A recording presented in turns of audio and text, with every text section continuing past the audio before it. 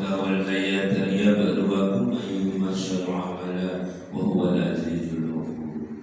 رب اشرح لي صدري ويسر لي أمري واحلل من لساني يفقهوا قولي. قال تعالى في كتابه الكريم: أعوذ بالله من الشيطان الرجيم ومنهم من أحد الله لئن آتانا من فضله لنصدقن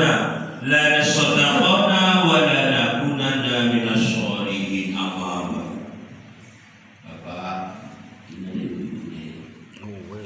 jamaah subuh ya, insyaallah dimuliakan Allah. Amin. Ayat yang saya bacakan tadi adalah surat At-Taubah ayat 70. Ini ayat ini ada sebab nuzulnya, ada sebab turunnya ayat. Wa minhum man ahadallah, dan di antara wa minhum man ada orang yang berjanji kepada Allah. Lain sesungguhnya adana, sesungguhnya jika Allah memberikan kepada kami min fadlihi, dari karunia dari rezekinya, lana sodaqona, sungguh kami akan bersedekah, lana gunana minasyolihin, dan saya akan jadi orang yang soleh. Di Al-Quran itu menurut riwayat ya, ayatnya itu kurang lebih 6.666 ayat, dan ada yang mengatakan 6.636. 800 ayat itu ada sebab turunnya, ada penyebab. Apa penyebab? Sebab ini namanya asbabun nuzul. Kalau turunnya hadis namanya asbabul wurud. Nah, suatu saat di sahabat Rasulullah yang bernama Salabah bin Hatib al-Ansari, ini terkenal. Dia siapa? Dia orang yang miskin, tapi dia termasuk yang rajin sholat. Sampai baju aja untuk sholat jamaah ke masjid, dia itu sampai gantian sama istri. Luar biasa dia sholat. Tapi dia tidak betah jadi orang miskin, minta didoakan oleh Rasulullah kepada Allah supaya dia diberi kekayaan. Hari pertama dia minta, ya Allah, ya Rasulullah, doakan saya kepada Allah supaya saya menjadi orang kaya. Suatu saat Rasulullah memberikan 2 kambing jantan dan betina kepada Salabah bin Hatib al-Ansari.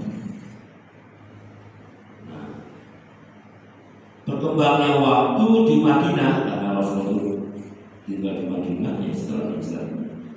Kaya raya ada Salabah.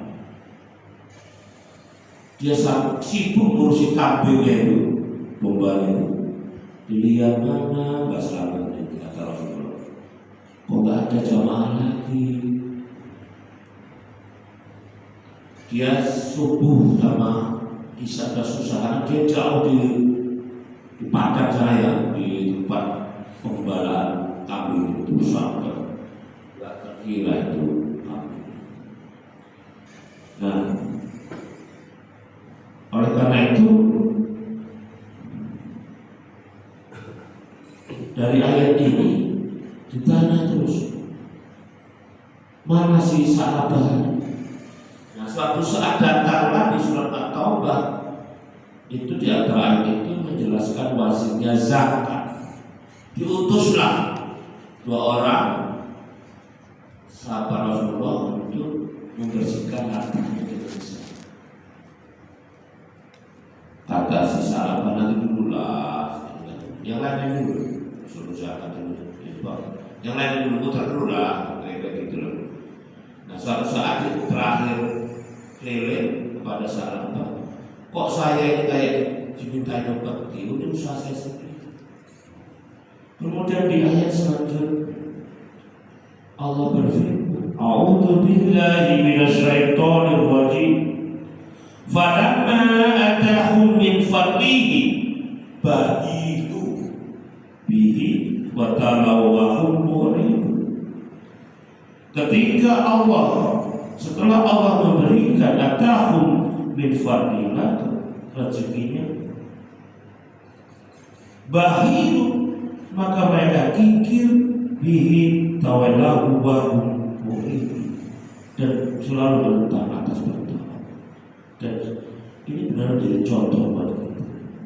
Karena itu kalau bisa kita jangan termasuk orang-orang yang munafik kalau sudah janji. Nah, sebagai penutup pada khutbah subuh pada pagi hari ini, saya akan membacakan surat Al-Mulk. A'udzu billahi minasy syaithanir rajim. Alladzi khalaqal mauta wal hayata liyabluwakum ayyukum ashaddu 'amala wa huwal 'azizul ghafur. Apa maknanya? Allah yang menciptakan kematian, kehidupan, dan Allah liyabluwakum ashaddu 'amala, dan Allah menguji kita mana amalan yang lebih baik antara yang lain. Ada hadis yang menjelaskan ayat ini. Apabila Allah mengendaki kebaikan bagi hambanya, maka Allah memberikan dorongan kepadanya untuk beramal sebelum mati. Insya Allah kita istiqomah, selalu cinta masjid dan sholat berjamaah. Bunyi hadisnya, idza radallahu bi'abdi khairan asta'maluhu kila masta'mala.